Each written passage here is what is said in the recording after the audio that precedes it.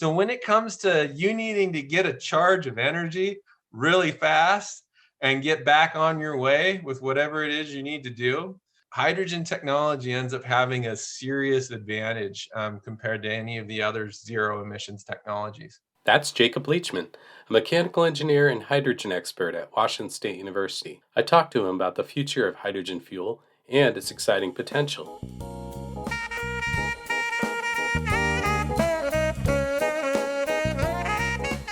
Welcome to Viewscapes, stories from Washington State Magazine, connecting you to Washington State University, the state, and the world. Hi, I'm magazine editor Larry Clark. In this episode, we also hear from Seattle rock DJ and Cougar alumna Taryn Daly. She's been in her dream job on radio for a while, but Taryn still had to adjust in the pandemic.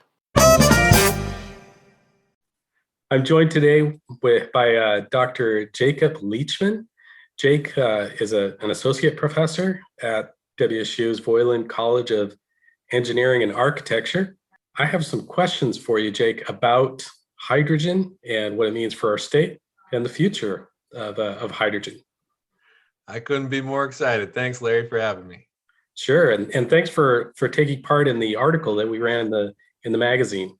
It's amazing. People from all over the world start emailing back. Cougar alum from all over start saying, "Whoa, I didn't realize this was happening back at my alma mater." And so it leads to all kinds of exciting stories being in the magazine like that. So you've been working on hydrogen for a while. How long exactly? So I got my start into hydrogen in 2005. I was given the choice to either write new property models for natural gas or hydrogen. And coming from the Pacific Northwest, I knew we didn't have any fossil fuel resources here locally. And I knew we had an abundance of clean energy that we were giving away for pennies. And so I said, there's so many ways that hydrogen could be stored, used, and produced.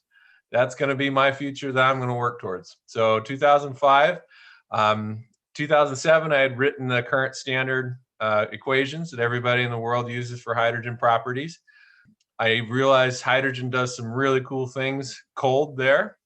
There was one graduate research project in the whole of the US that I could find that was dealing with those properties. It was at the University of Wisconsin-Madison. So I got my PhD in 2010 and came right back to the Palouse as quick as I could and started the Hyperlab here in 2010. I think it's something that's coming to people's attention now too. You started a while back, and of course, as I wrote a little bit about it in the article, hydrogen fuel has been around for quite a long time. That's nothing new, but it really seems to be coming into its own. Why do you think it's now becoming part of the fuel mix that's out there? This is a really good question, because when I first started giving talks in the state of Washington, I would have people just openly shaking their head, "No, there ain't no way this could happen, not here." I like to think that I've been real consistent in my messaging this whole time. And now people, after 2 or 3 times hearing the same thing and watching the world change, folks are coming around to it. And so why? What's really causing this everything to come together to start making people realize this is happening?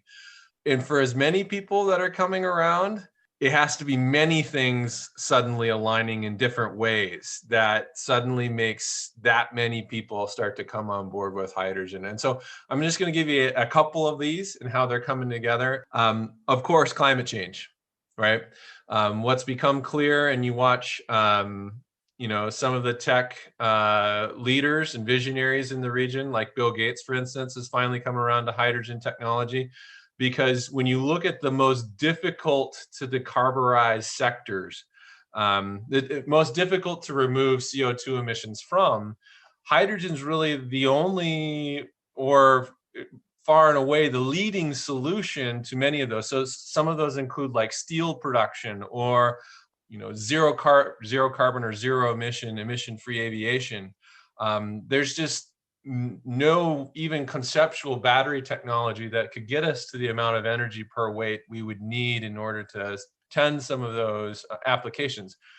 when you think about climate change and then just having the ability to go zero emissions at all, hydrogen's a key player in that. But that's not really what's, I think, driven many in industry to suddenly make the shift. That has been the cost. When we were starting to look at large installations of renewables like wind and solar energy, we were having to get those technologies subsidized to get them going. But what nobody really modeled, and it's really difficult to model well, is the learning curve, or how quickly the technology gets better in terms of performance, efficiency, and cost to manufacture. And when you look at now that solar energy is the cheapest form of energy we can get, and it's totally renewable anywhere. I mean, you can't get fossil energy to compete with that. Then, people started suddenly saying, okay, and then wind had a similar learning curve. Now hydrogen and the cost to produce an electrolyzer that takes water and makes hydrogen and oxygen, those are on learning curves that are following trends very similar to what wind and solar did decades ago, just coming later. And so when you look at those cost projections, that we're going to be able to produce hydrogen more cheaply from green electricity than we are from natural gas here by 2030, that suddenly has gotten people realizing that, look, okay, we need to get hydrogen going because it's going to be the molecule that's going to allow us to make many other green kinds of larger molecule systems.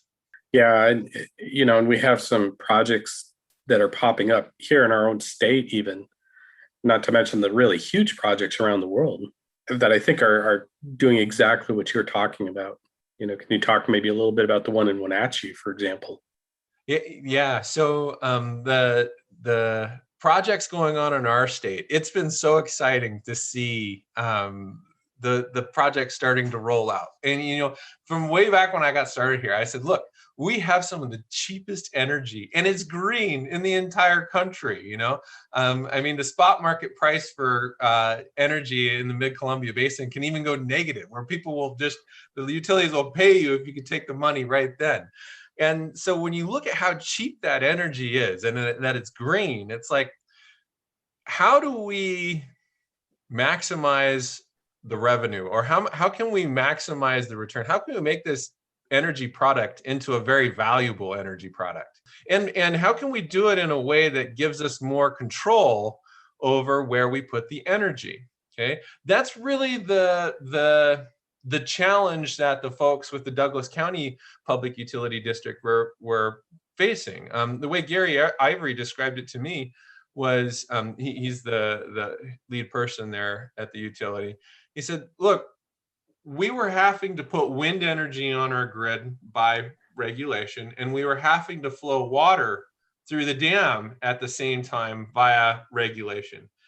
We just needed something we could control, some kind of a knob that we could say, this is how much energy is going to our participants, our customers in the utility and our members.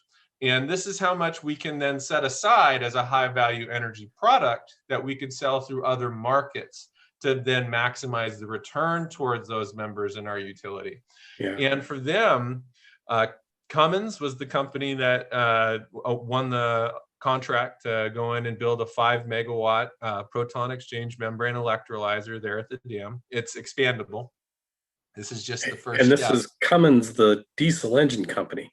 Yeah, they've come out and said the future is hydrogen. Okay, and hydrogen technology actually scales very well to replace a lot of the diesel engines, whether it be for trucks, whether it be for barges, ferries.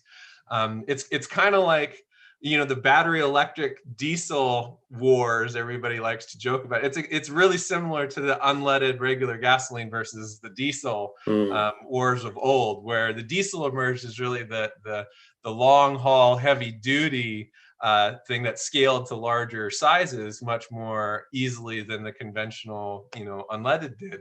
And you're seeing that now with the hydrogen technology. If Tesla wanted to actually build one of their semi trucks they are planning on, the majority of their freight capacity would actually have to be the battery just to drive the thing, because the battery technology is so heavy.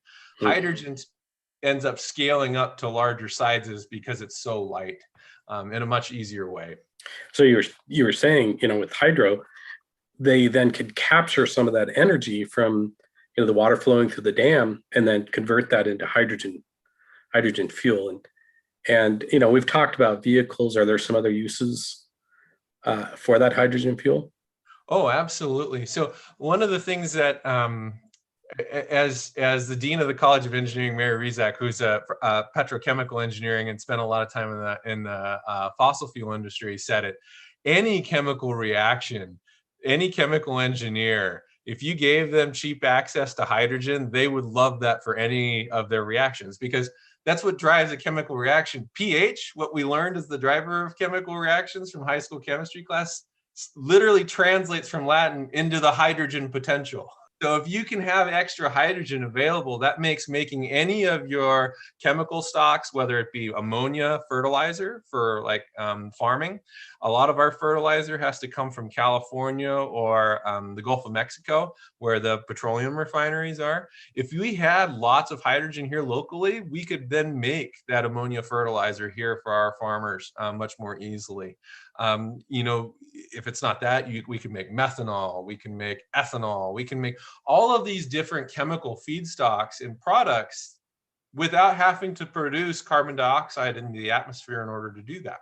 WSU has created what we call the Consortium for Hydrogen and Renewably Generated Electrofuels, the CHARGE Center. CHARGE sits between WSU, the FAA Center of Excellence for Clean Aviation Fuels, led by Mike Wolcott, ESIC, the power grid group, which produces all the electricity, and our catalysis group in chemical engineering. So CHARGE is kind of this neat center that aligns all of these WSU strength areas around this concept of producing the hydrogen with our abundant electricity for making whatever chemical fuel or feedstock that we want to.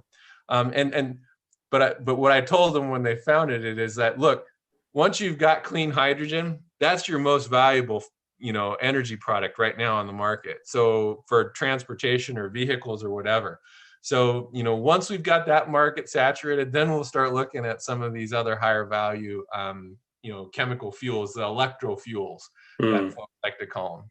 Folks have been getting bids and prices for $20 to $40 per kilogram in terms of, that's just based on how much the demand is right now for hydrogen, because we're seeing so much use going into like the Amazon and Walmart fulfillment centers, where they use hydrogen fuel cell forklifts for moving all of their products. And so that's something people don't realize. If they have anything on their person from Amazon or Walmart, there's a decent chance that it was moved by hydrogen fuel cell technology and they just didn't know about it. Yeah, I don't think very many people know about that at all. Yeah, whenever you have a lot of vehicles that you need moving all the time in a small space, that's where the hydrogen technology takes off, because you can get, so the way I describe it is, the very best battery electric superchargers that are out there on the market, they can charge at about 120 kilowatts of energy.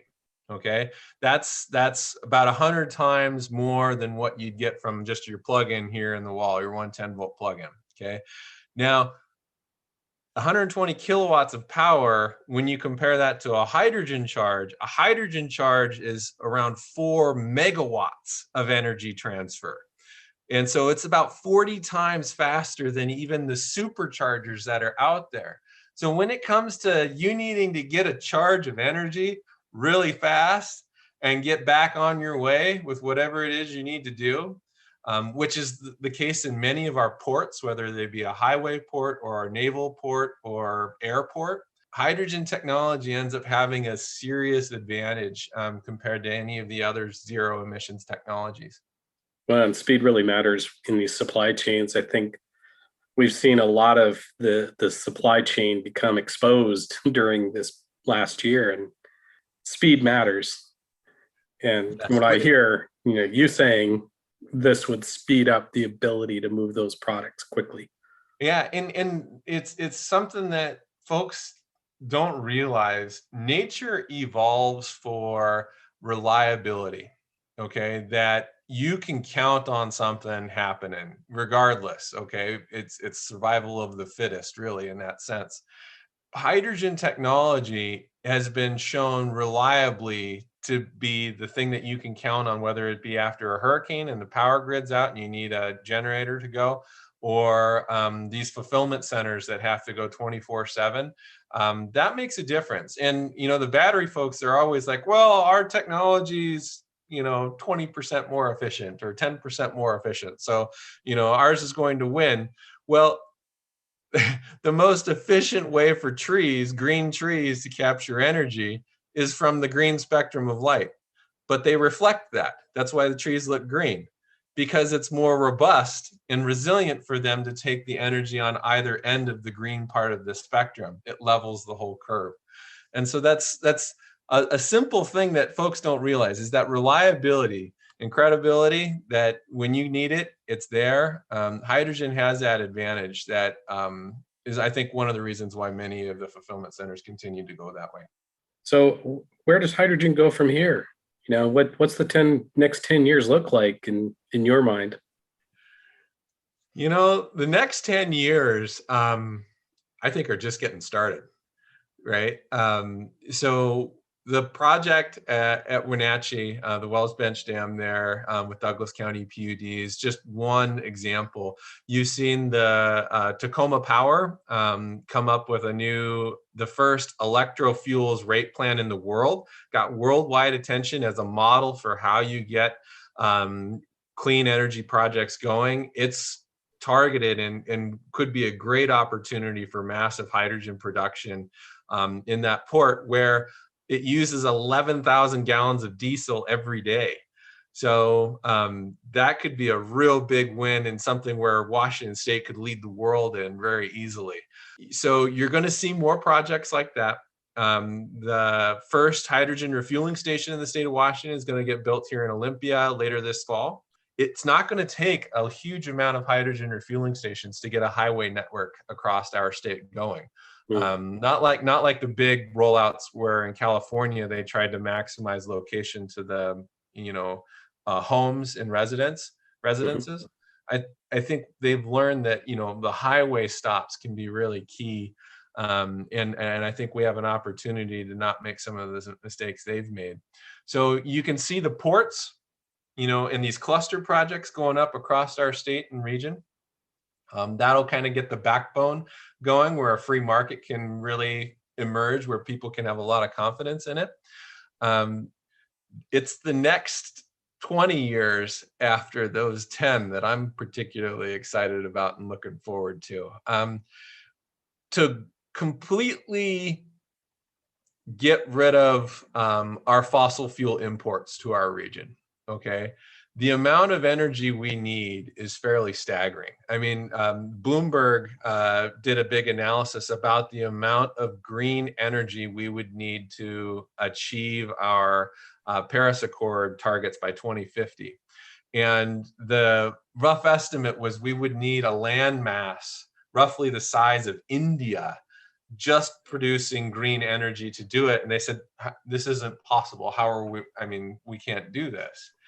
That's the kind of mindset that keeps us from innovating to that future we want to. The way I look at it is this: the thing that I'm particularly excited about. Off of our coast, we have enough energy using wind turbine technology from 20 years ago to replace all of our gasoline use in the state of Washington times 2.5. We have plenty of energy out there in the ocean. In fact, many of the larger turbines they've now designed specifically for hydrogen generation from seawater would actually sit below the horizon, where you wouldn't even see them standing on the beach from the shore. You can imagine now a future where, if we can innovate the technology that can store hydrogen in the column of that wind turbine and then transfer that via a string of barges, some kind of a liquid hydrogen train. You can imagine a little tug coming out and picking up the little liquid hydrogen tanker at the bottom of each of these wind turbines. There's the energy, it's there. We just need to figure out how to get that from there to here. and into your car in the way you need to see it. So that's what I'm really looking forward to, Larry. Well, it's exciting to think about, and I love the idea of true energy independence in our region, and also to realize that it's practical, and we are heading that way now with the projects that are taking place around the state. Yeah, if there's anything I know or have learned about the future, it's that there's more opportunity all the time, provided we're willing to see it and then go out and make it happen. Anything new you could share out of your lab or exciting research that's coming? I had a student design a heat exchanger for cooling hydrogen to liquefy it. We followed thermodynamic principles, which gets at something that almost looks like coral or stalactites coming down from the roof of a cave, just following the pure thermodynamics to optimize it. You could never make something like that when I was a student, okay? Because you'd have to start with a giant block of metal and then you'd try to machine it all out. You never could. She went out and had it grown in a printer out of aluminum.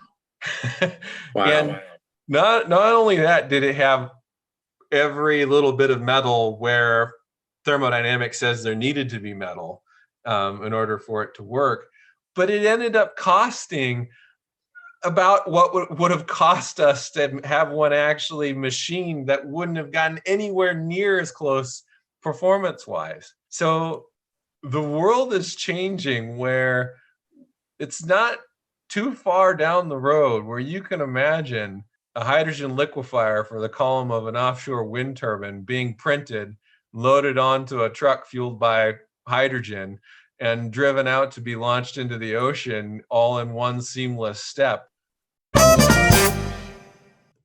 I definitely would say that I'm kind of your next door neighbor girl. I have dogs. I live on 5 acres. We have goats and chickens.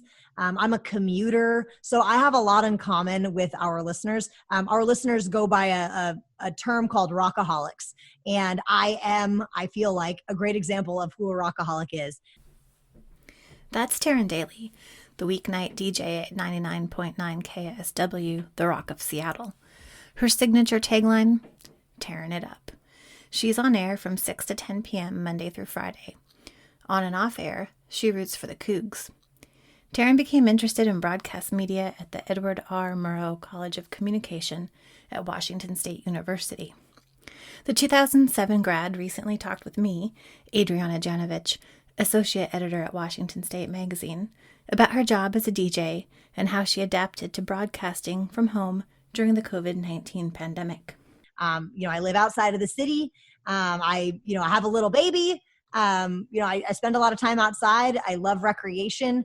You can typically find me at a brewery, at any given time trying a new IPA in the area because I love our local microbrew scene.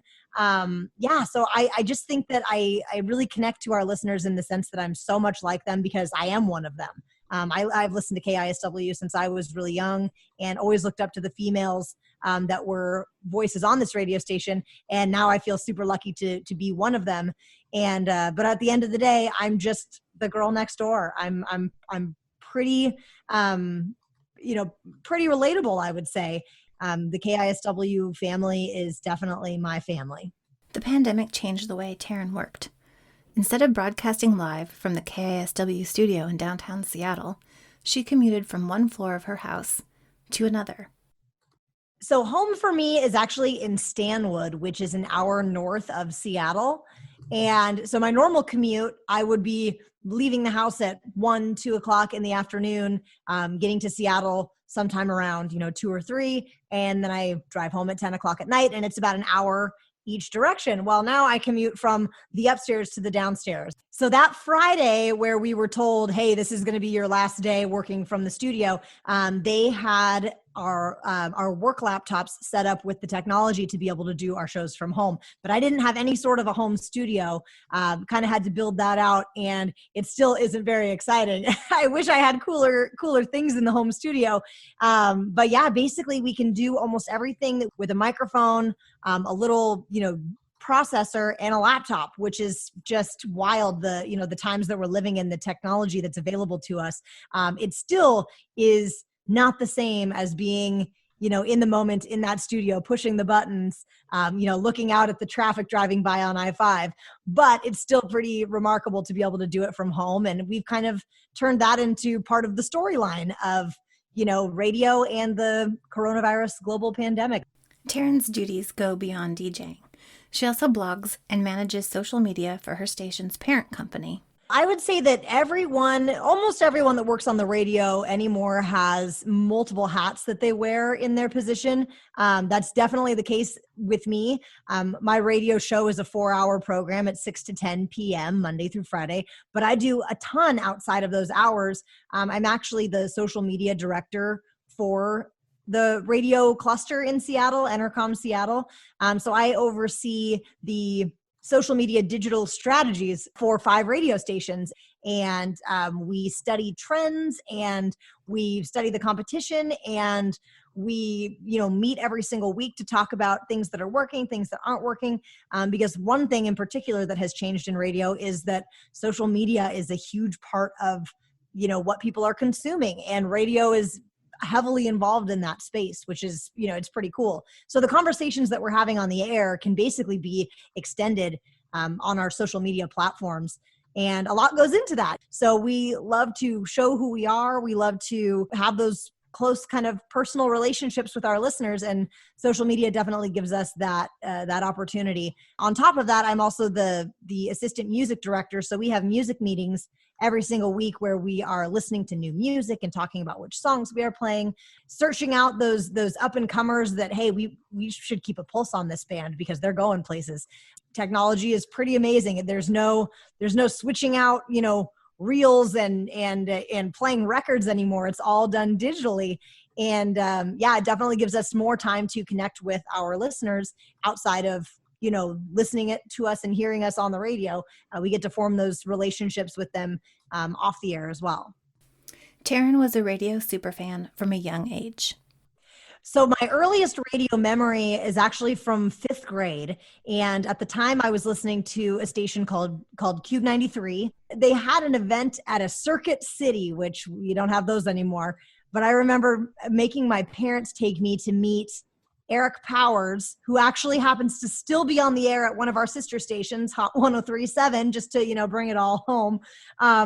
But they took me to Circuit City to meet Eric Powers. And I was like, could not believe that I was meeting him. And then fast forward to about 5 years ago when they told me that he was going to come on board and work for Entercom Seattle, I fangirled so hard because he was kind of my first radio DJ that I felt super connected to. And now he's one of my dearest coworkers, which is really cool. So the love for radio started very early. And then I used to hear, females on the rock station. I used to listen to they called her the late Kathy Faulkner because she was a late night DJ like I am. And then also Jolene was kind of my mentor, and I actually took over the night show after she kind of hung up her headphones and moved to Denver. And so, I've had some pretty amazing experiences getting to know the people that I used to listen to at all different stages of my upbringing. And then when I went to Wazoo, I didn't really know what I wanted to do. I knew that it was one of two things. I either wanted to be a sports medicine trainer on the sidelines of a sporting event, or I wanted to do something in broadcasting. I took one science class in regards to the kinesiology field, and I was like, nope, I'm done. I'm out of here. And so I switched my major and moved into communications, and then slowly kind of felt that really truly broadcasting was where I wanted my emphasis to be. So in regards to internships, most of that happened through my work with Cable 8, which was just an awesome experience for me. I served as talent on different shows. I was a producer for different shows, met some of my dearest friends through the Edward R. Murrow School of Communication, and knew that was what I really wanted to do. So then when I graduated, I actually had a friend of mine whose dad is also a Coug and also a former broadcaster, wrote me a letter of recommendation to get started at KRKO Radio in Everett.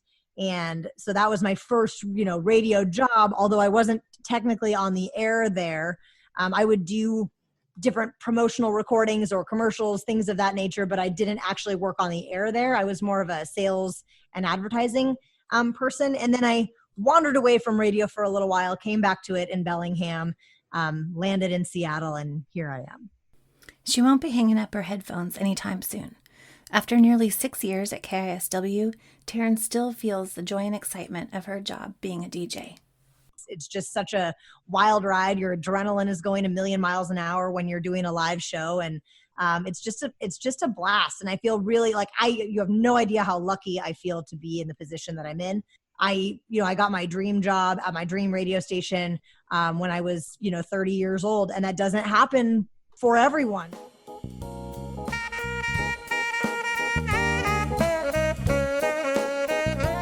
To read more about hydrogen fuel, Taryn's DJ life, and a lot more WSU stories, visit magazine.wsu.edu. Our music is composed and performed by WSU Regents Professor of Music, Greg Yazanitsky. Thanks for listening to Viewscapes.